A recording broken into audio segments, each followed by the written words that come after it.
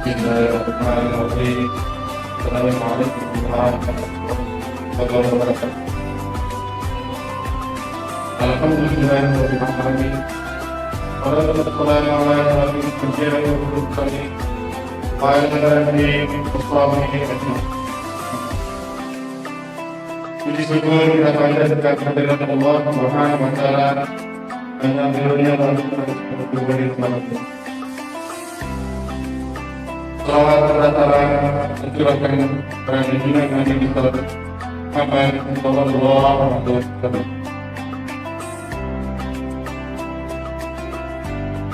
Tidak ada yang menyampaikan dalam kebenaran kepada yang akan beberapa hari ini. Majelis Jual hari ini berdiri pada tanggal 29 Juni 2020. Mudah-mudahan menegakkan semua hingga saat ini 50 orang. Semoga Allah Subhanahu wa taala beri apa yang diprogramkan dunia segala segala dengan sebuah proyek dunia kami mohon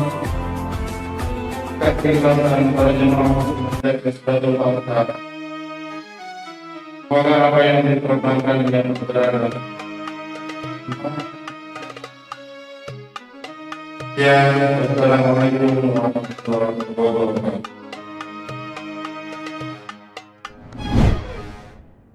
Bismillahirrahmanirrahim. Assalamualaikum warahmatullahi wabarakatuh.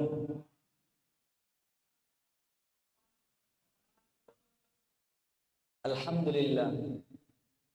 Alhamdulillahi rabbil alamin. Wassalatu wassalamu ala sayyidina Muhammadin wa ala alihi wa sahbihi ajma'in. Amma ba'd. Qala an-nabiy sallallahu alaihi wasallam wa majtama'a qaumun fi baitin min buyutillah yatluna kitaballah wa yatadarasuna bainahum illa nazalat 'alaihim as-sakinah wa ghashiyatuhum ar-rahmah wa haffathumul malaikah wa dzakarahumullahu fi man 'indah. Rawahu Muslim atau kama qala an-nabiy sallallahu alaihi wasallam. Al-mukarramun wal muhtaramun, para tuan guru, para kiai, para sesepuh masyarakat, para tokoh agama, bapak kepala lingkungan, bapak takmir masjid dan pengurus masjid, ketua dewan majelis Hijratul Khair, dan rekan-rekan majelis Al-Khair, singkatnya hadirin hadirat yang dimuliakan oleh Allah Subhanahu.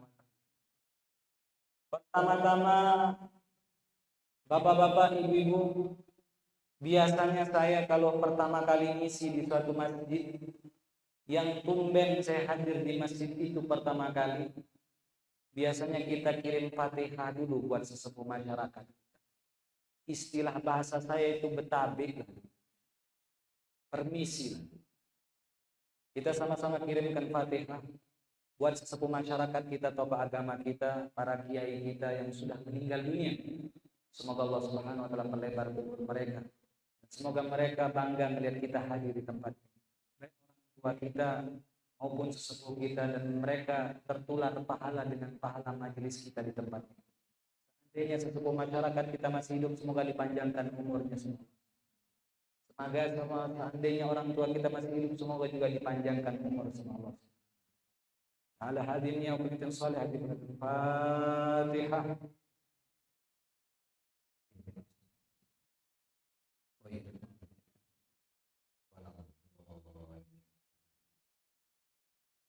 Bapak-bapak, ibu-ibu yang dimuliakan Allah Subhanahu wa taala. Tadi Bapak Kepala Lingkungan menyampaikan isi daripada Majelis Hijratul Khair.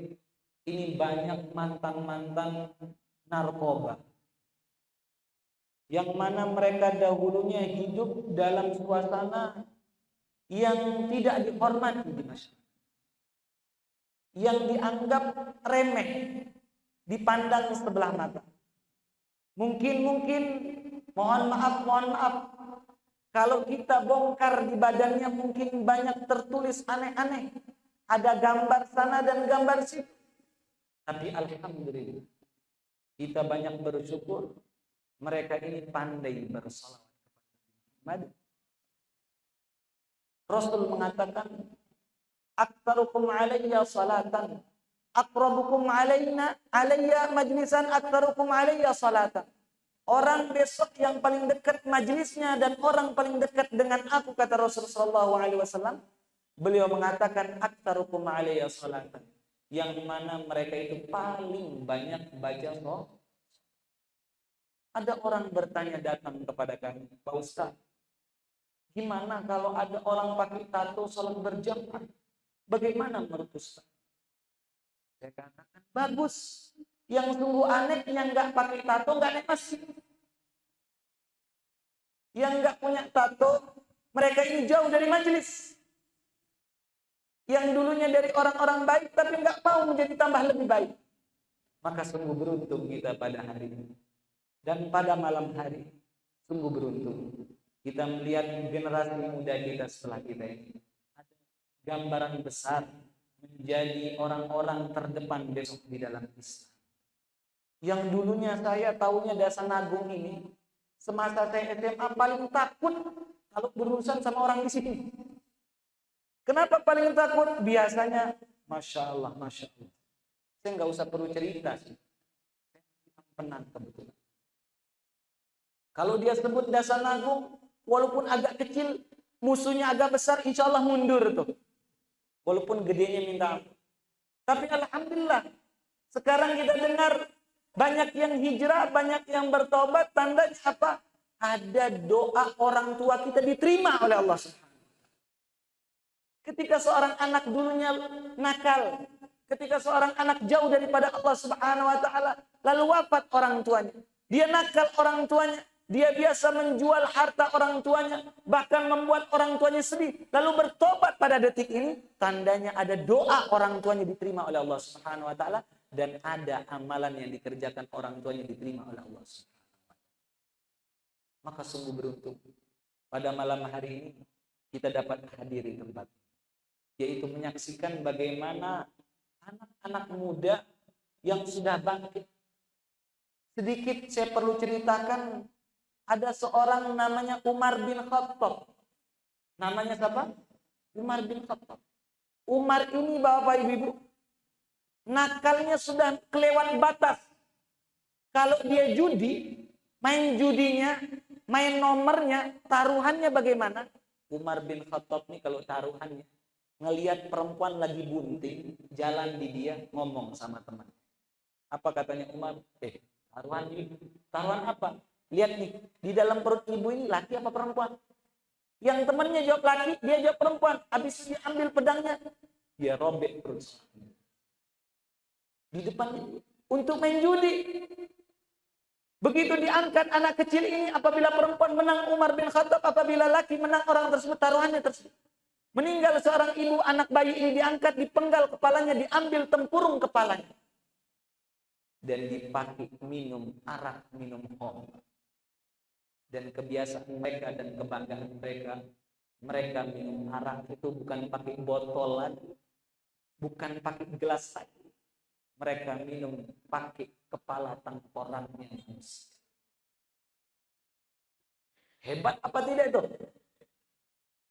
Keliwat batas apa tidak itu? Keliwat. Tulen-tulennya Umar. Tapi Umar bin Khattab begitu mengucapkan syahadat yang pernah doa Nabi Muhammad SAW, "Ya Allah, kuatkanlah Islam dengan salah satu yang bernama Umar bin Khattab atau Umar bin Hisham." Siapa Umar bin Hisham? Adalah nama asli dari Abu Jahal. Didoakan sama Rasul, ternyata yang dapat hidayah dan petunjuk Umar bin Khattab. Begitu masuk Islam Umar bin Khattab, kuatlah Islam sampai mohon maaf kata Rasulullah SAW. Begitu tobatnya Umar bin Khattab masuk Islam, bayangannya Umar bin Khattab terbirit-birit syaitan ngelihat dia. Coba bayangannya Umar lari syaitan. Nggak berani, apalagi jasadnya. Kalau kita punya bayangan kadang-kadang ngundang setan. Ikut setan sama kita. Tapi Umar bin Khattab begitu masuk Islam, bangkit kekuatan Islam, dan dia menjadi terdepan, tawadhu, rendah diri, tidak membongkar aibnya terdahulu. Dulu saya pernah begini, dulu saya pernah begini, dulu saya pernah begini. Orang yang cerita, tapi dia tidak pernah mengutarakan seperti itu. Karena kenapa? Takut malu sama Allah, dikembalikan dosanya. Dan itu syarat orang bertobat, tidak membongkar masalah. Tidak pernah dia cerita. Kalau orang cerita boleh, tapi dia nggak boleh cerita. Dulu saya seperti ini, dulu saya seperti ini. Tidak boleh dia cerita lagi. Karena kenapa? Dosanya sudah diampunkan sama Allah. Begitu dibongkar lagi, menempel lagi dosa tersebut. Dikembalikan sama Allah, yang termasuk dosa kabair, dosa besar, yang susah dihapus sama Allah Subhanahu.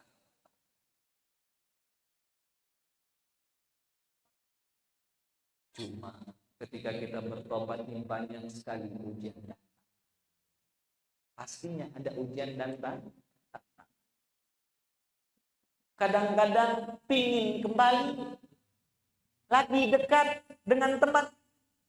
Makanya Imam Syafi'i rahimahullah ta'ala beliau mengatakan, tidak cukup orang bertobat menyesal, tidak cukup dia beristighfar, tidak cukup dia meninggalkan maksiat, tapi syarat yang keempat kata Imam Syafi'i, dia berhenti bergaul dengan temannya.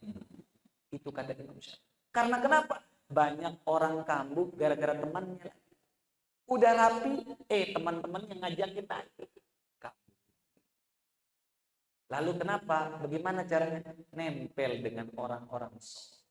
Sering-sering mandang wajahnya, sering-sering duduk di majelis ilmu. Maka nanti kelamaan kita akan dekat dengan mereka dan dapat syafaat dari Nabi Muhammad SAW. Saya boleh cerita apa tidak Bapak Ibu? Ada nama kitab Riyadhus Shalihin. Di dalam kitab tersebut karangannya Imam Nawawi. Dibawakan beberapa hadis.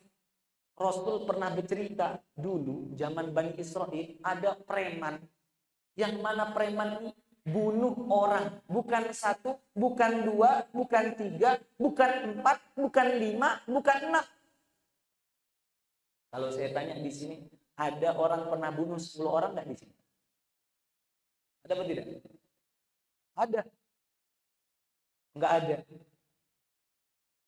Ini yang diceritakan sama Rasul, kisah nyata. Dia bunuh orang 99 orang. Banyak dia bunuh. Bukan 20, bukan 30, bukan 40, tapi 99 orang. Lalu dia mau bertobat, nanya sama Abid. Apa Abid? Ahli ibadah yang sering ke masjid nanya. Abid, saya nanya. Apa yang kamu tanya? Pak Kiainya ini nggak pernah nuntut ilmu, disebut abid, ahli ibadah, tapi nggak ngerti urusan fikih, nggak ngerti urusan hadis, nggak ngerti. Beda orang alim, dia ahli ibadah saja. Ditanya, saya sudah bunuh orang. Berapa engkau bunuh? 99. Apakah ada pintu tobat buat saya? Apa kata dia? Sulit, nggak bisa. Satu aja balasannya kata Allah, wa may yaqtul mu'mina muta'ammidan fajaza'uhu jahannam. Orang yang bunuh satu orang saja balasannya pasti masuk neraka jahanam. Engkau ini 99. Bagaimana? Di bawah neraka jahanam tempat engkau. Kesel orang udah mau tobat nggak dikasih tobat. Dia keluarkan pedangnya, dia genepin jadi 100. Jadi apa? Makanya para kiai kalau ada preman bertanya, cepat-cepat dilayani. Takutnya digenepin nanti. Makanya saya kalau ada orang hijrah, bertobat, mau nanya sama saya cepat-cepat kasih dia. Saya takut dicerita itu digenepin lagi nih. Masya Allah. Jadi jumlahnya berapa? 100. Nyari orang alim yang benar. Begitu nemu orang alim yang benar, apa yang terjadi? Hei orang alim Pak Yai, saya mau bertanya, baru saja saya udah bunuh 100 orang, apakah ada pintu tobat buat saya? Apa kata orang alim tersebut? Sungguh besar pintu tobat buat engkau. Masih lebar. Tobat sudah. Tapi ingat, kata beliau mengatakan, keluar engkau dari kampung engkau, karena kampung engkau lagi dalam keadaan rusak. Keluar, nanti engkau keeret lagi. Tobat boleh, tapi keluar. Karena alurnya terlalu besar. Bahaya. Keluar dulu dari kampung. Tobat. Apa yang terjadi? Begitu dia mau keluar dari kampung, baru berjalan, mau tobat. Dicabut nyawanya sama Allah. Belum sholat. Belum mandi. Tobat. Belum kenapa-napa. Baru niat. Dicabut nyawanya sama Allah. Turun 2 malaikat, kata Allah. Dalam hadis. Turun 2 malaikat, kata Rasul. Malaikat penjaga neraka sama penjaga surga. Rebutan. Rebutan apa? Ruhnya. Mau direbut. Satu malaikat mau bawa dia ke surga, satu malaikat mau bawa dia ke neraka. Cekcok 2 malaikat. Malaikat pintu surga bilang, saya mau bawa dia ke surga nih, kata dia. Kata malaikat penjaga neraka, tidak. Dia udah bunuh 100 orang, dia belum sholat, ini belum bertobat. Kata malaikat yang satu bilang, dia udah niat bertobat. Saya mau bawa dia ke surga. Tidak bisa. Cekcok 2 malaikat. Dan ini dijelaskan dalam kitab. Hadits Rasul. Cekcoknya 2 malaikat gara-gara satu orang yang bertobat sudah bunuh orang. Bisa membuat cekcok malaikat. Untuk memperebutkan ruhnya. Apakah dia ke surga, apa ke neraka? Malaikat sampai ribut. Biasa di dunia dia ngeributin orang. Sekarang begitu wafat, malaikat ribut gara-gara dia. Apa yang terjadi? Diutus 1 malaikat lagi sama Allah untuk damaikan 2 malaikat. Ada apa malaikat penjaga pintu surga? Ini, kata dia. Saya mau bawa ruhnya ke dalam surga, dia udah bertobat.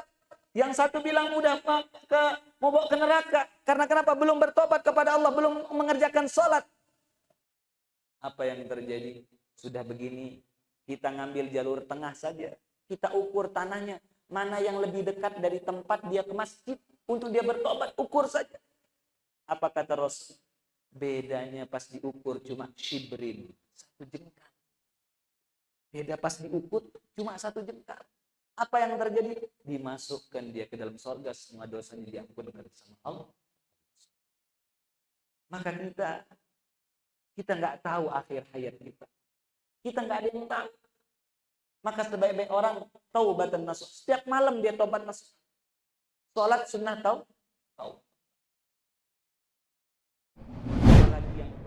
Assalamualaikum warahmatullahi wabarakatuh. Saya Hasan Ali Idrus mewakili Majelis Hijratul Khair. Pesan dari kami yaitu Majelis Al-Khair, pesan untuk orang-orang dan jamaah yang baik. Banyak orang hidup tidak bahagia, bukan karena Allah Subhanahu wa taala tidak memberi mereka kebahagiaan, dan bukan karena tidak diberikan kenikmatan oleh Allah Subhanahu wa taala. Banyak orang tidak bahagia di dunia karena sering melihat kebahagiaan orang lain. Maka kuncinya adalah lihat nikmat dalam diri kita, maka Allah la-aziz dan matu, maka Allah akan tambah nikmat dalam kita. Maka nikmat yang terbesar diberikan sama Allah Subhanahu wa taala adalah nikmat hijrahnya seseorang. Maka ikutlah gabung. Begitu kita gabung dengan Majelis Hijratul Khair, maka kita akan mendapatkan suatu kenikmatan yang besar. Semoga Allah Subhanahu wa taala menyampaikan